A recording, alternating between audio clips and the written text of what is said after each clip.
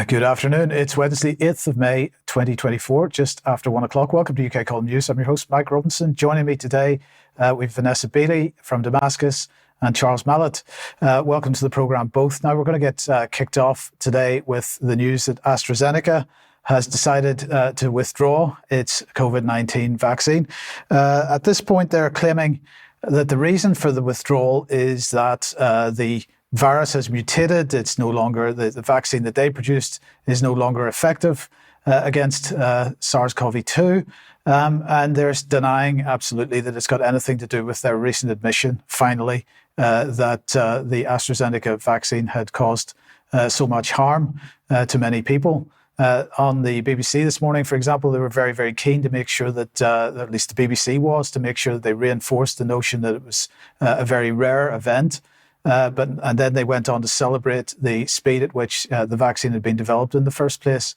But nonetheless, AstraZeneca at this point denying still that the decision to withdraw it from globally, in fact, was anything to do with adverse reactions.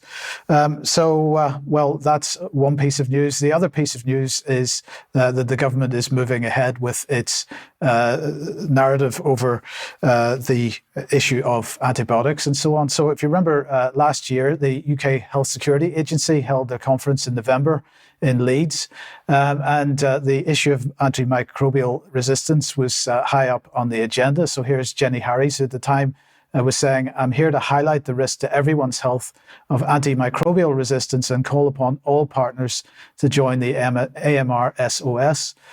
So the government now has decided that they are going to, I've jumped ahead there, I do apologise. They've decided that they are going to roll out their new national action plan, sorry for the delay on that, on antimicrobial resistance, which they say has been launched to protect people and animals from the risk of drug-resistant infections. And this is in support of the government's 20-year vision to contain and control antimicrobial resistance by 2040. So this plan, they say, builds on the progress made in the previous 5-year National Action Plan and lessons learned from COVID-19 and sets ambitious targets to drive down inappropriate use of antibiotics and stimulate further development of new drugs and vaccines. Well, you got the preview of it. Dame Sally Davis, in fact, didn't say anything about cleansing or baby wipes in this particular release, but I just remind everybody what she had said with respect not to antimicrobial resistance, but to Novichok, the nerve agent.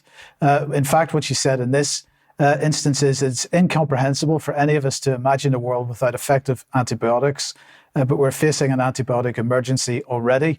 Now, of course, she wrote the book on this several years ago, and she has been pushing this narrative for a very long time. But let's go back to the government's plan now and have a look at what they're saying. This new action plan will run from 2024 to 2029. It embeds lessons from the COVID-19 pandemic and will include specific commitments focusing on infection prevention and control and the development and use of diagnostics and vaccines. So in other words, they're rolling out the COVID plan with not only with respect to so-called viral pandemics, but also the issue of this. So they went on to say this, the National Action Plan will commit the UK to reducing its use of antimicrobials, such as antibiotics, antifungals and antivirals in humans and animals. It commits to continue to innovate through initiatives such as indicating that the world's first subscription model for antimicrobials, which was launched in 2019 as a pilot, could be expanded. So they are consulting on this at the moment. So what they have done is they've said that, well, we appreciate that antimicrobial drugs of various kinds have a value for the National Health Service. And so we are going to pay the big pharma companies a yearly subscription based on what we judge is the value to the NHS of these types of drugs. In the meantime, they're working as hard as they possibly can to reduce the use of these drugs. And so that brings us into a position where the NHS is potentially paying for something which it actually isn't receiving because they're on a fixed subscription model, and the quantity of the drug that's being used isn't taken into account for this. Charles, I don't know if you've got any thoughts on this, but I'm not trying to downplay the issue of antimicrobial resistance or the overuse of antibiotics, particularly. I mean, antibiotics are overused. There's no question about that. They're taken like sweets by many people, and they're certainly used in the farming industry a bit too much. But nonetheless, this issue is being used, it seems to me, or looks to me like it's being used to build the same type of narratives for the type of behavioral control that we saw under COVID. Thanks, Mike. Yes, I think that's absolutely the case. And I would argue with Sally Davis that I can absolutely see a world in which we do not have antibiotics. And indeed, I think that's the world that we should be in. But this is, as you say, this is effectively conjoining the control money and fear narratives for the benefit of all those that are pulling those particular strings. Yes. So in the meantime, we seem to have a new outbreak of some kind of nasty disease coming into farm animals. We do, or at least that's the way the government would have it. If you are a human, though, don't switch off now, because this does definitely concern you. This is the government announcing that blue tongue is going to be a risk for this year. It's amazing forecasting by them. But they've suggested that due to some identification via tests, that this is what's going to be making a serious impact now. Of course, the BBC are fanning the flames with news that midges are being blown into the UK. So I think the inconsistent science is the theme running through this. The BBC reporting that a new strain of the animal disease could have a devastating impact. They talk about infected midges being blown over from Northern Europe. 126 cases. However, they're very clear that the virus does not affect people or food safety. Now, I'll come back to that because I believe that is not true, even if for a slightly separate reason.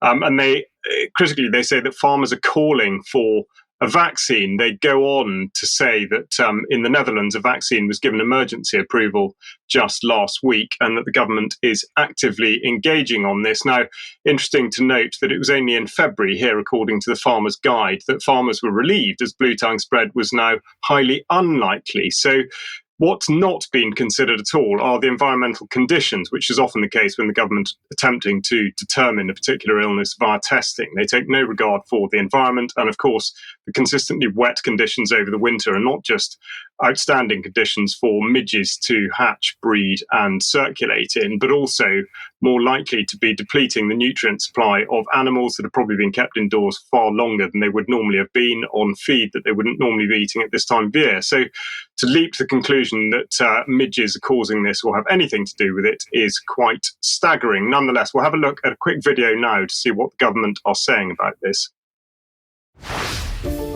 AFA's role in controlling blue tongue is that we have the responsibility for controlling animal disease in Great Britain. It's our job to detect cases as they come through, so farmers and vets will report suspicion of disease to us. We'll then go out and look at those animals.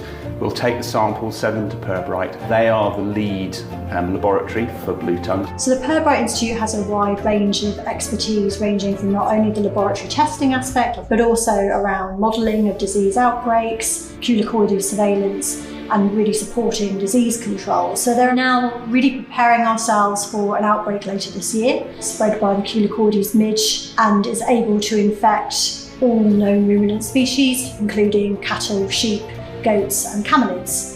It's important to know that it only takes one infectious bite from a midge in order to infect an animal. Classic clinical signs of blue tongue in sheep are edema of the face, fever, hemorrhage of the coronary bands. They'll be lethargic, may not want to get up to feed. We've also worked with Pirbright on the modelling of the disease. What's the most likely scenarios, what's the least likely scenarios, and then also with the Met Office as well, to look at when is it likely that midges would be blown over from the continent. And we have a regular programme of assessing the risk of infected midges being blown into the UK.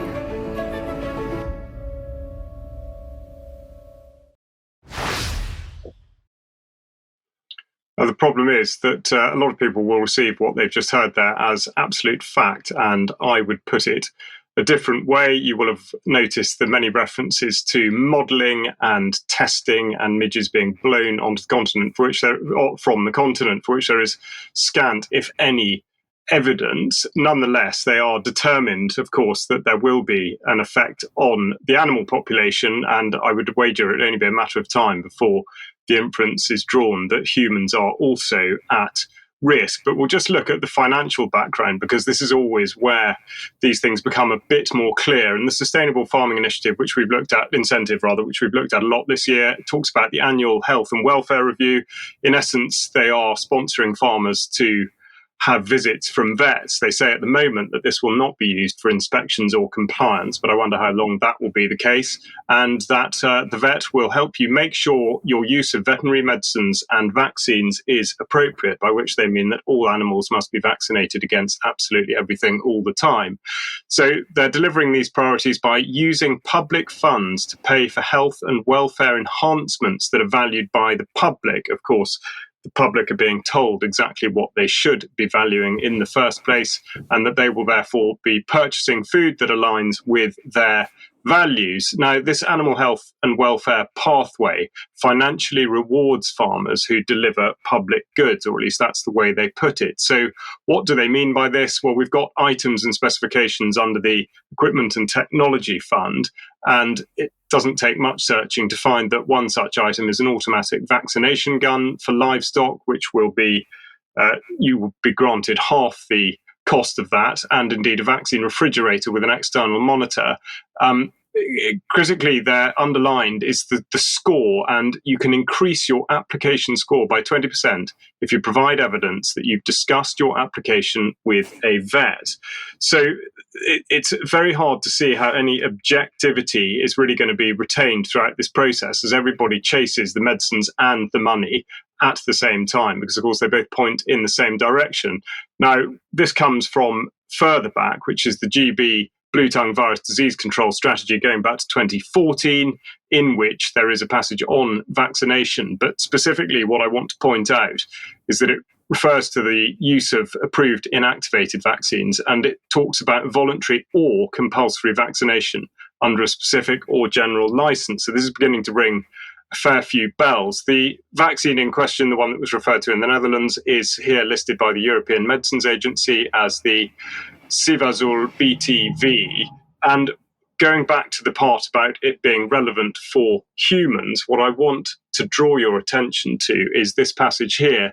First of all, the inherent arrogance of the allopathic medical system, which says that it teaches the immune system, which is the body's natural defenses, which seems to be a bizarre thing to want to do in the first place. But at the bottom there, the vaccine also contains adjuvants, aluminium hydroxide and saponin, that enhance the response of the immune system. So just bear that in mind whilst we look at the next bit, which is the withdrawal period from in food-producing animals.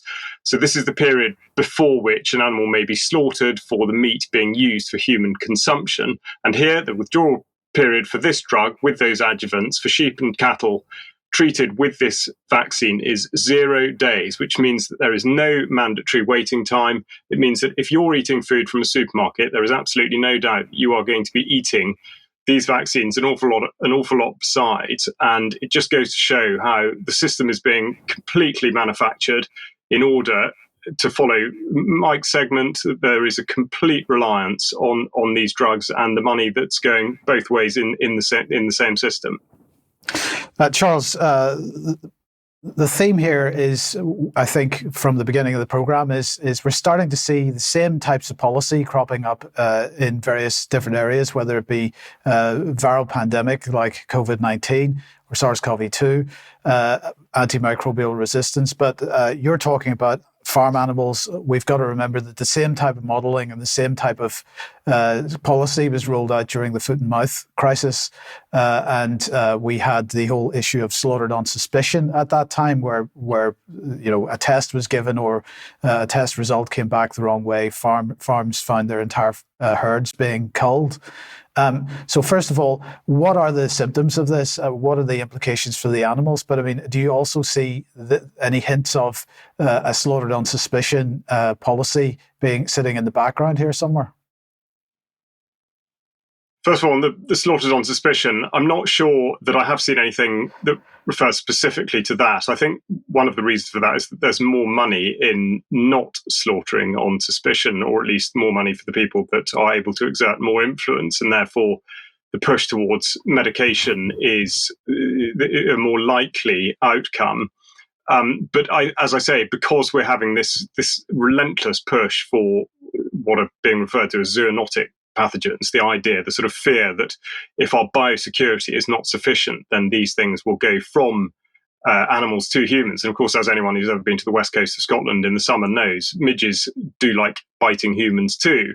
So it's not going to be too long before the suggestion, perhaps, that we're vulnerable to this as well. The symptoms, again, with all of these supposedly insect-borne illnesses, they are very non-specific.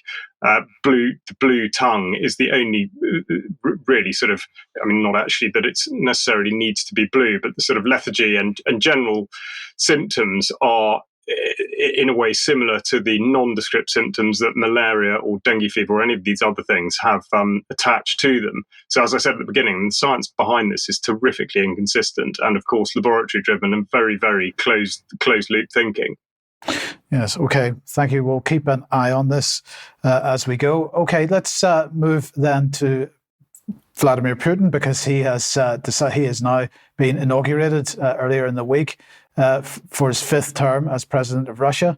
And it was quite the event. Now, the interesting thing here is that the list of countries that sent any kind of representation from the West was pretty small. So France, Hungary, Slovakia, Malta, Cyprus, and Greece sent representation, but everybody else decided that they didn't want to be involved in it at all. What fascinated me was the BBC's response to this in particular, because they and in fact, the mainstream media as a general rule was really going with the ad hominem attacks here, of course.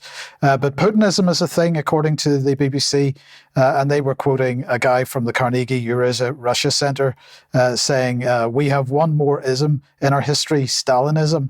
I would say that Putinism is one more incarnation of Stalinism. He behaves like Stalin. His power is personalized, like in Stalin's time. He prefers to use a lot of political repressions, and like Stalin, he's ready to keep himself in power until the physical end. And then they attempted to demonstrate the sort of totalitarian. In fact, they were very clear in saying that this was not authoritarianism; it was totalitarianism that we were seeing here. And they attempted to demonstrate this by choosing one town in Russia that happens to have a mural on a wall of Putin. They may have been more successful with this argument if Putin murals had been in every single wall in every single town in the country. But anyway, nonetheless, this was the effort. Vanessa, it's really pretty childish, isn't it?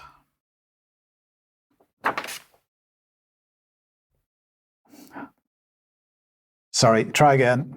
We didn't hear you. Are you muted at your end?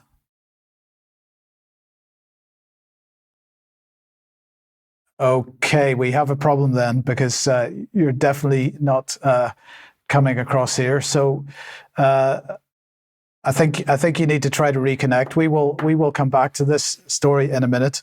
Let's see if we can do some quick editing and move forward through the. I'm back. Well done. Oh, okay. I don't know what happened. Anyway, one of those days. Tell us your thoughts on the coverage of the Putin thing. You know, there is an increased number of Westerners that have moved to Russia to escape the totalitarianism in their own countries in the West. And to hear this kind of, as you say, ad hominem attack, when I'm clearly in touch with people who are now living in Russia, who have an incredibly relaxed lifestyle there. It's just, it's just insane. It is, yeah, and I would echo that, because we had somebody visited us a couple of weeks ago who is a British guy living in Russia, and he was very clear on what life in Russia is like for Westerners. It's quite incredible. But in the meantime, around the same time, President Xi Jinping decided to head to France. Well, actually, he's on a trip to Europe for the first time in 5 years, which is very interesting timing. Yesterday, he was in Belgrade, 25 years after the NATO bombing of the Chinese embassy in Belgrade during their, devastation of Serbia. And here we just have some of the images of the visit by Xi Jinping and his wife to Paris, and meeting with President Macron and our dear Ursula von der Leyen, who particularly made it very clear that this is about what they call balancing trade with China. In other words, I think curtailing what they perceive as Chinese trade expansion, overproduction of products, and basically an invasion, I'm quite sure they perceive it as that, of European trade areas.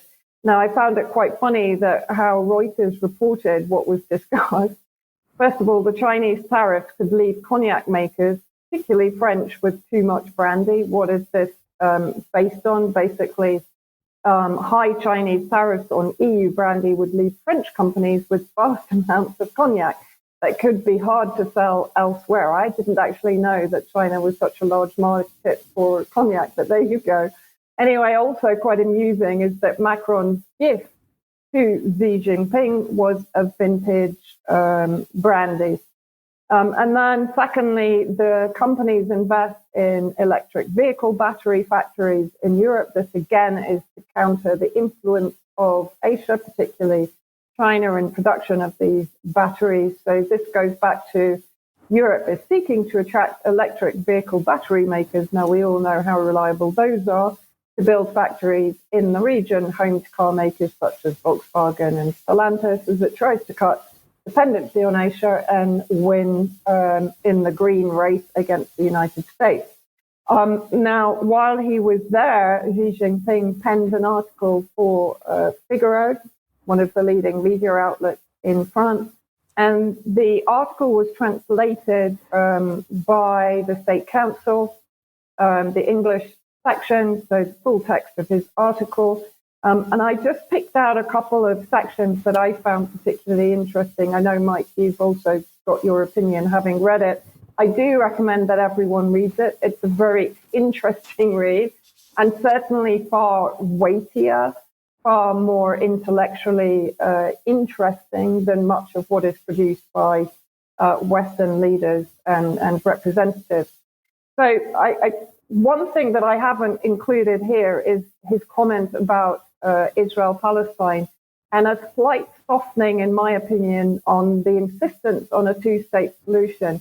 He actually mentions the fact that this plan has now very much been eroded by events since the 7th of October. That's the first time that I've seen any kind of drift away from what I consider to be a complete political construct of a two-state solution towards a Palestinian state, but not necessarily adhering to the kind of two-state solution canard. But he also talked about Ukraine, the crisis on the people of Europe. He made that very clear. China did not start the Ukraine crisis, nor is it a party or a participant in it. Nonetheless, China has been playing a constructive role in striving for peaceful settlement. I've made many appeals, among others, observing the purposes and principles of the UN Charter, respecting sovereignty and territorial integrity of all countries, and addressing the legitimate security concerns of all sides. I've stressed that nuclear weapons must not be used and a nuclear war must not be fought. China has delivered to Ukraine many shipments of humanitarian aid and sent its special representative many times to mediate among the countries concerned. The longer the Ukraine crisis drags on, the greater harm it will do to Europe, very important point, and the world. China hopes that peace and stability will return to Europe at an early date.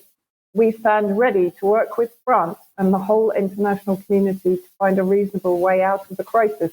Now, interesting that he mentions or points out France in particular, after France is the one that was basically threatening to send boots on the ground. And then finally, his final statement in the article, again, I find very interesting.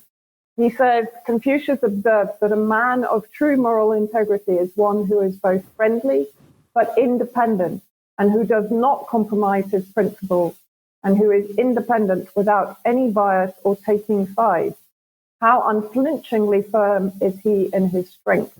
And he also quotes French writer Romain Rolland, said that it is so much easier to allow oneself to be guided than it is to think for oneself. This abdication is the kernel of the mischief. Now, for me, and I'd be really interested in your point of view, both of you, this to me is a message to France to secure independence from US influence. He says both China and France value independence as two major countries. Our interactions in the long course of history have released tremendous energy, swaying the trajectory of the world. Now we are standing at another historical starting point. Let us join hands together on this new journey towards greater progress in China-France relations to the benefit of our two countries and the world. Very interesting content in this article. Yes, indeed. And he was also talking then to reporters during the trip, and he was talking about the issue of Ukraine and the possibility of some kind of international peace conference on Ukraine.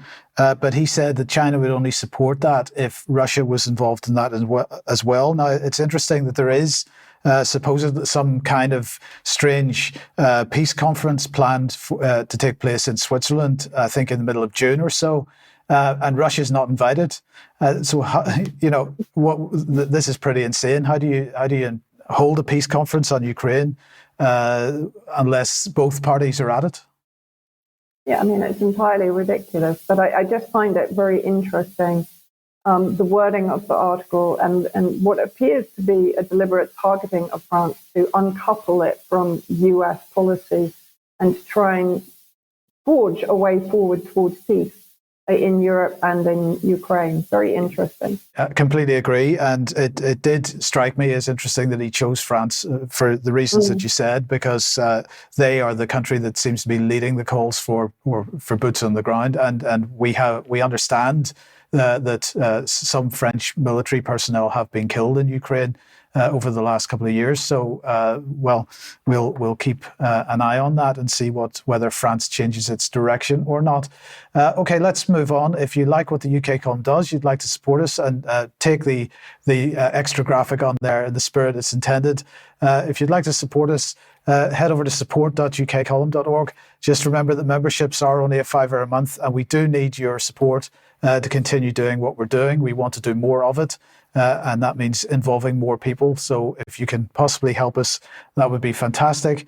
Do share the material you find on the various platforms, especially from ukcolumn.org and UK Column Extracts.co.uk.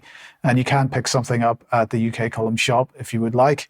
Yesterday, the interview between J. Michael Waller and Brian went out on the live stream, and that is now available on the UK Column website if you didn't get to watch it yesterday. Now, J. Michael Waller is the author of Big Intel, and he was talking about Yuri Bezmenov, and people like this. They were asking just how can the destructive teachings of Saul Alinsky appear alongside US President Obama, British Conservative Prime Minister David Cameron, and the UK Labour Party. So a very interesting and wide-ranging discussion. Tomorrow at 1 p.m, there's an interview going out with Dr. Michael Niels. He's the author of Indoctrinated Brain, and he's speaking to Brian about Alzheimer's and the effect of COVID lockdowns on the hippocampus in particular. A quick reminder that on Saturday I will be speaking at this event in Steyning. This is Western Empire and the Great Reset. Sandy Adams will also be speaking at that event. It begins at 10:30 a.m. on Saturday at the Steyning Centre. Do join us for that if you possibly can. And Charles, very briefly, Julian Assange. Yes, it's just a quick one. Today, the Odeon Cinema is showing The Trust Fall, the documentary film about the case of Julian Assange. And the important detail is that I believe Odeon Cinema will continue to run the film if attendance today is high enough. So if you're able to get down to an Odeon today to see this film, which is only today, the 8th of May, then please do, and please spread the word. Brilliant, thank you. Now, Vanessa, let's come back to you. And what's the latest from Rafah? Yeah, from Gaza, but particularly from Rafah, that is now under threat by Israel. This was a photo taken from Twitter, the account of Noor Naim, who was in Gaza 1 year ago to visit her family and took this very tearful photo of herself arriving at the kind of, the entry sector in Rafah. And then a video of IOF tanks basically entering the same crossing yesterday. If we can just play the video.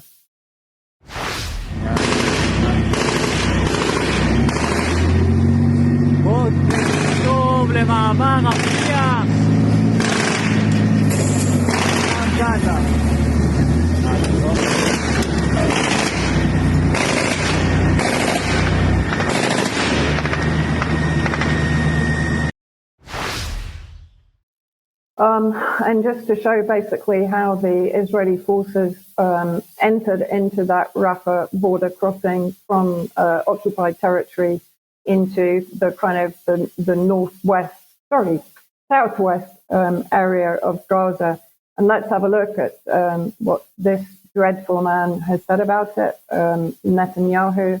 So just moving on to the next slide. So basically he said that the entry into Rafah serves two of the main objectives of the war, returning our hostages and eliminating Hamas. And I'm sure that's why the US was allowed to veto every single ceasefire that was not in the interest of the hostages.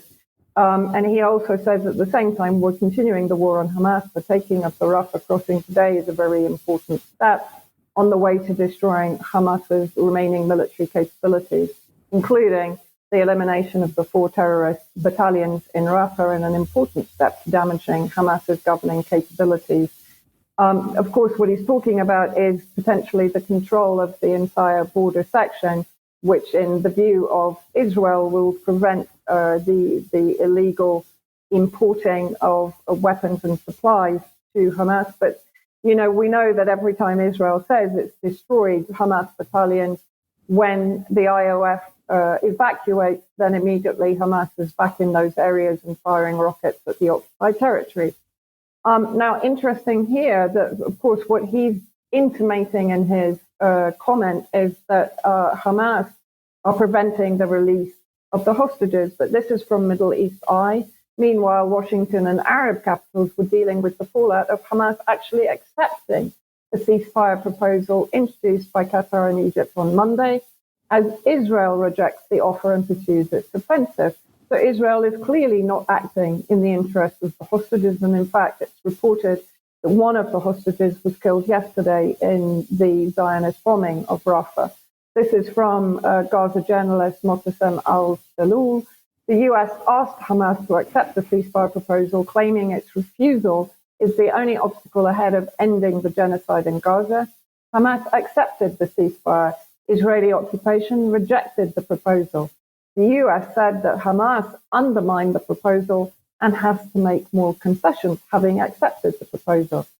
Now, I just wanted to show, this was a video that was released yesterday of IOF forces preparing to destroy Rafah, just to give an indication of the mentality of the Israeli forces on the ground in Gaza. If we can just play that video.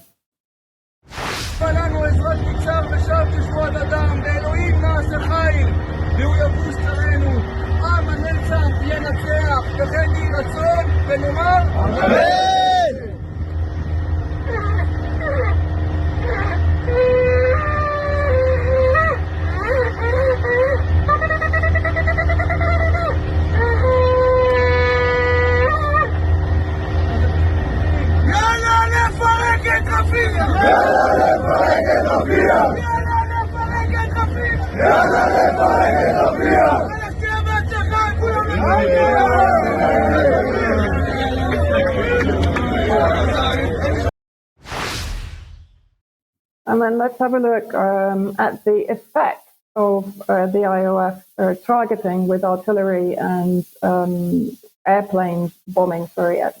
bombing of eastern Rafah. Leaflets were basically dropped telling people to evacuate to Khan Yunis.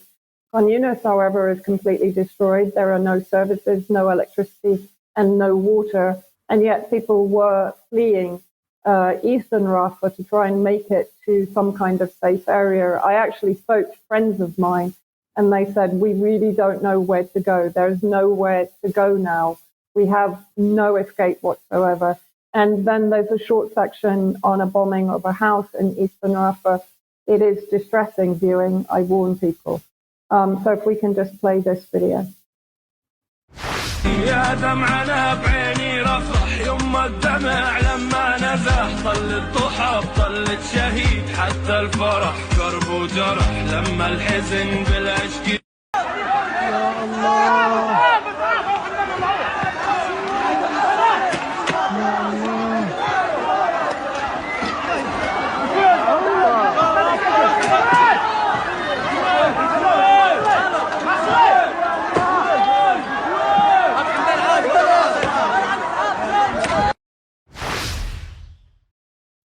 In that family, 9 were killed, 3 survived that were very badly injured.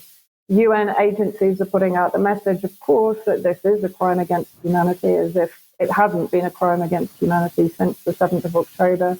600,000 children in line of fire as the IDF moves on Rafah. We had already run out of words to describe how catastrophic the situation is in Rafah, but this next chapter will take it to indescribable new levels. This is a statement from senior Hamas, which is the government in Gaza official and spokesperson Osama Hamdan. We will not accept any deal under military pressure. We do not accept any. This is after they had accepted the ceasefire deal, by the way. We do not accept any occupation force at the Rafah crossing, which will remain a Palestinian-Egyptian crossing only. If the aggression continues, there will be no ceasefire. The Israeli army's invasion of the Rafah crossing is a crime and a dangerous escalation against a civilian facility protected by international law. Very true. The Israeli army's invasion of the Rafah crossing is a blatant attempt, to sabotage the efforts of the mediators to achieve an agreement to end the aggressions against our people. And that, of course, includes release of the hostages. And as I warned last week, guess what? The US has just completed the so-called humanitarian aid pier. Bad weather is preventing the final putting in place of the various sections of the pier. That coincides with the escalation against Rafah, 1.2 million refugees inside Rafah. So clearly, it's to a degree coming true what I said, that the US and the UK will potentially be there to take refugees to Europe or to other countries that they've basically paid to accept those refugees, and that includes Egypt. Yes, okay. Thank you very much for that, Vanessa. Now, Charles, let's come back to the UK and the Association of Police and Crime Commissioners. There's been an election. There has, with a very thin veneer of democracy laid over the top of it. But yes, the APCC there talking about the role of the PCC. So just to recap what PCCs are, 4 started in 2012. The government say that they're responsible for the way the area is policed, the police budget, the amount of council tax charged per police, and the information you get about what local police are doing. So that's important. We'll come back to that later. But interesting, of course, to note that they've determined both the budget and the amount that's drawn from council tax. So the elections just goes to show how, in effect, since 2012, the situation's been manipulated for an almost exclusively sort of uniparty Labour Conservative result, with one exception of a Plaid Cymru seat in West Wales. But there were only six independent candidates standing, of which none got through. And part of the reason for this is that in 2023, the Electoral Commission changed the voting system in order that it's now first past the post, which it hadn't been previously. And this very much reduces the chances of a non-mainstream party candidate managing to actually be selected. the Institute for Government have put forward a piece on this, Local Elections 2024, and they talk specifically about the sort of history of it, saying that when these elections were first held in 2012, 12 independent PCCs were elected, and in 2016, 3. So it's obviously been a great deterioration if that's the way you look at it. Of course, at that time, many of those had prior experience in the criminal justice system, which you could say is a problem that we are well rid of, although it's very difficult to know which way to look at this. Nonetheless, we shall. The APCC guidance about the conduct during the pre-election period, which they refer to as PERDA, goes back to 2021, and they specifically talk about officials not using their public office for political purposes, and in particular, they should not use information in support of their campaign, which is not publicly available to other candidates. Now, I've been speaking to Don Gerard of the Justice and Anti-Corruption Party, who contested the PCC election in Hampshire and polled 40,000 votes. And also, I should point out, on results, we've been following the candidacy of Matthew Randolph in Gloucestershire, who from a standing start polled 15,000 votes as an independent candidate. But just to return to Hampshire, we'll look at the PCC there, Donna Jones, and there is hot controversy highlighted here by the Petersfield Post paid for article in which she is seen on the 8th of March wearing a campaign rosette whilst on official business. This leaflet went out with the council tax flyer, and I refer back to what the government said about the PCC informing the public about what the police is up to, but there's no specific requirement for what the information on what the Police and Crime Commission is up to. So again, this went out to 800,000 households. And the questions being asked are who paid for it, and is it a statement of fact, or is it election campaigning? So this has been taken to the Electoral Commission, who have said that they are unable to do anything about it, but of course it should go back to the police. Now, the problem with that is that a police complaint goes to the IOPC, the Independent Office for Public Conduct, and of course, when you submit a complaint, what happens to it? Your complaint is sent directly to the police force or organisation concerned for them to consider. So in this specific situation, a PCC, in effect, has to mark their own homework. Now, as luck would have it, or bad luck would have it, Donna Jones, who I've just been speaking about, is in fact the chair of the APCC, which is perhaps nothing short of extraordinary. And I just follow that up by saying that the Fraud Act 2006 has contained within it Section 4. The provisions within say that a breach of this section is constituted if he dishonestly abuses that position and intends by means of the abuse of that position to make a gain for himself or another. Now, with PCC salaries being in the region of £80,000 to £90,000 a year, that is looking like an interesting scenario, and one certainly that we will be following up on, because of course the PCCs are in a position not only to be able to fend off allegations of corruption in their own backyard, but also corruption elsewhere too. Charles, I'm finding this interesting. The PCC role was supposed to be independent of the police, certainly, but surely it was originally intended to be independent of government as well. I mean, it's supposed to, because policing is not just about the operation of boots on the ground, it's also the implementation of government policy. Exactly so, which is really why I draw attention to the fact that the Electoral Commission have changed the nature of the system in order that it's skewed very much against the possibility of an independent candidate getting a foot in the door. So yes, I mean, it seems to be the exactly opposite outcome of what was intended. And now there's no regard given to where that sort of sends police, and what the role of police really is and how that's shaped through the force priorities and all the other things that the Police and Crime Commissioner can have influence over. Yes, okay, well, let's move on then to private prosecutions. Yeah, absolutely. And this does follow neatly in that the sort of central question is what do police actually do these days? And I'll just go back one slide. Reported here by the Telegraph that there's been a first in a private prosecution for a case of burglary. Now, the specifics of the case are not especially noteworthy, perhaps, but this is being conducted by an organisation called TMI, shown here with their prolific crimes team, and they describe themselves as being at the forefront of carrying out criminal investigations, culminating in private criminal prosecutions for those who deal in illicit goods.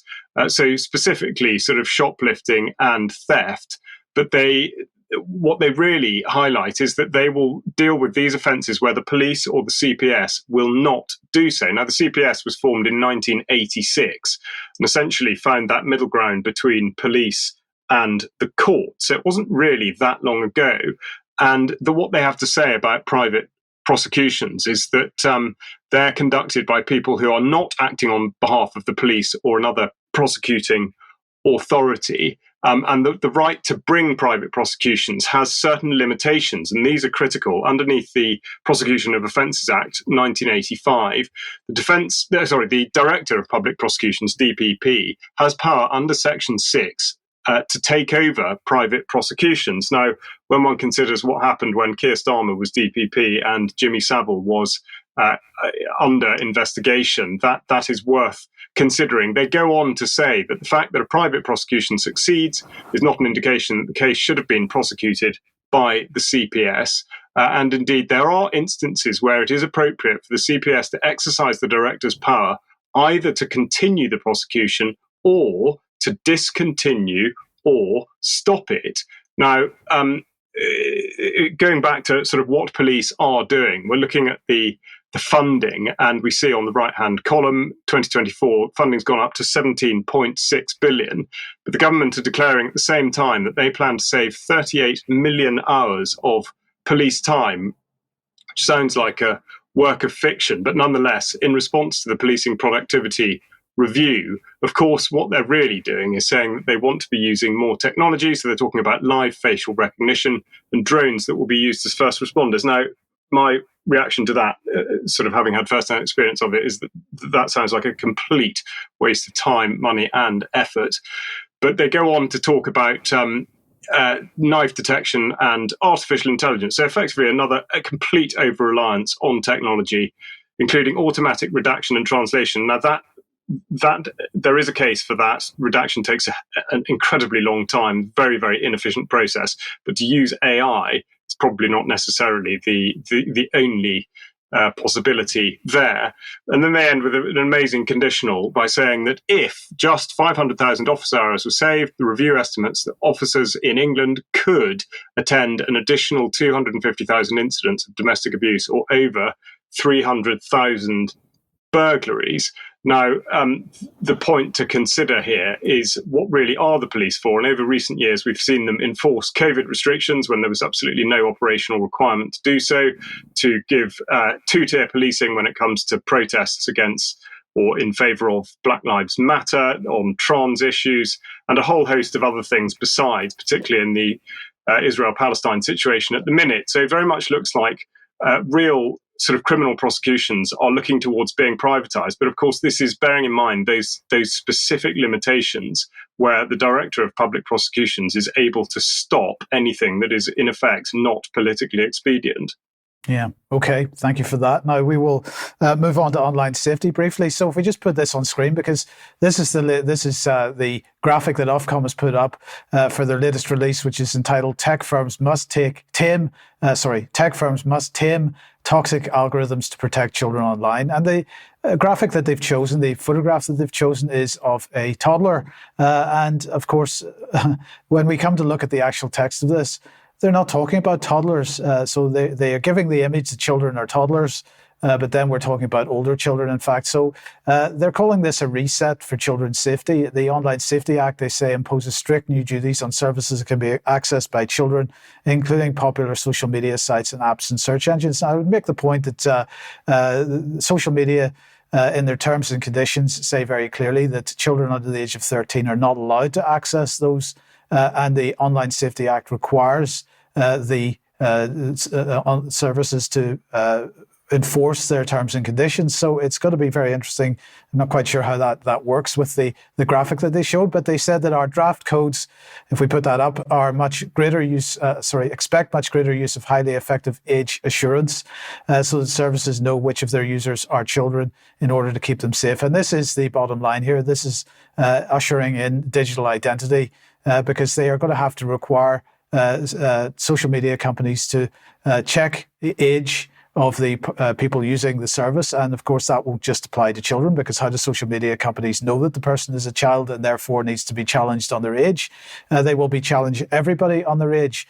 The report goes on to say this: under our proposals, any service which operates a recommender system, that's an algorithm, that is at higher risk of harmful content, must also use highly effective age assurance to identify who their child users are. As I say, they can only do that if they're challenging everybody, and they produce this nice little graphic to tell us exactly what the services are going to have to do. This is ushering in digital ID, of course. Now, Charles, back to you then, and we're looking at AI in cars. We are, although sort of to follow your segment, really, we're not particularly looking at AI, and we're not really particularly looking at cars. We're looking at what this enables. But yes, yesterday the government announced through the Department of Science, Innovation and Technology that there's a £1 billion investment into what they're calling AI for self-driving cars, if you can imagine that. This is the AI, the sort of Wave AI, tweeted here by Michelle Donnellan, who spent some time there with Rishi Sunak looking at the kit on offer. Now, Wave themselves, of course, are very keen to put forward their safety credentials, and they talk about the system learning to predict and adapt in order that they embed safety into AI's core, which of course is written by humans, building an emergency response safety reflex. So there are a number of concerns that come out from this, which we won't have time to go into all of today, but the Scientific American went back a couple of years, 2022, asking the very reasonable question, who is liable when AI kills? And in order to run this through, they used an example from 2018 when a pedestrian was killed by a self-drive Uber vehicle. Now, driver error was at issue, but the AI failed to detect the pedestrian. Of course, there's so many other mistakes that could be made with catastrophic consequences. An AI-based mental health chatbot encouraged a simulated suicidal patient to take her own life. Female resume applicants are being discriminated against, and in one particularly dramatic case, an AI algorithm misidentified a suspect in an aggravated assault, and yet people are still banging the drum for AI. Now, the other thing I want to bring to your attention is a geofence, which you may not necessarily have heard of, but this is from Verizon, and it describes a geofence as being a virtual fence or a perimeter around a physical location. Like a real fence, a geofence creates a separation between that location and the area around it. Unlike a real fence, geofencing technology can also detect movement of mobile devices inside the virtual boundary. So when I said it wasn't really about cars, what I meant is that cars are now really being recategorized as mobile devices. And the government have been putting content out about this for a couple of years at least. First of all, the Geospatial Commission with DCIT, finding the way forward, location data to enable connected and automated mobility. And they talk specifically about regulating vehicle behavior. But of course, in a driverless car, it's not the vehicle behavior really, we're talking about the behavior of people, and in particular, enforcing transport-related regulations. And here we go. Geofencing will play an important role in optimizing the early deployment of self-driving vehicles, which is exactly what government is talking about yesterday and today. Indeed, there was a competition back in 2022 in which optimizing geofencing talk again about changing behavior and how geospatial data can be used to reduce emissions. So in effect, just engaging with a particular narrative and then nudging people's behavior in a particular direction, which of course puts us in mind of the behavioral insights team. It's exactly the sort of area in which they have been working and will work. Now, in America, they've been ahead of this. And we see from the 10th Amendment Center, the California Assembly passed a bill to restrict location tracking via geofencing, and this was in 2023. They're not the only state to have done it, but they point out that the technique allows police to search broad areas and identify every electronic device in the area. So an incredible surveillance tool.